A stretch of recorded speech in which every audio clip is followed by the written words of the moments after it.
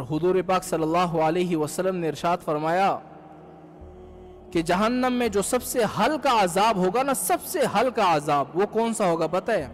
एक जहन्नमी को लाया जाएगा और उसके पाँव में जहन्नम के जूते पहनाए जाएंगे, जहन्नम के जूते सिर्फ, और उसका जिस्म जो है वो जहन्नम से बाहर होगा, सिर्फ जहन्नम के जूते उसको पहनाए जाएंगे। जब पहनाए जाएंगे तो उसके सर के अंदर जो दिमाग होता है ना, वो हांडी की तरह उबलेगा। ऐसा लगेगा जैसे कि घर के अंदर चावल पकते हैं, किस तरह उबलने की आवाज़ आती है ना, और इतनी तेज़ आवाज़ होगी कि आसपास पड़ोस में लोग सुनेंगे, इतनी तेज़ आवाज़।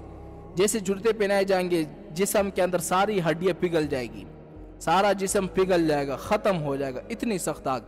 और वो बंदा ये समझ रहा होगा कि जहन्नम में सबसे सख्त अजाब मुझे दिया जा रहा है, हालांकि सिर्फ जूते पहनाए हैं उस बंदे को, जहन्नम के सबसे हल्का अजाब बता रहा हूँ।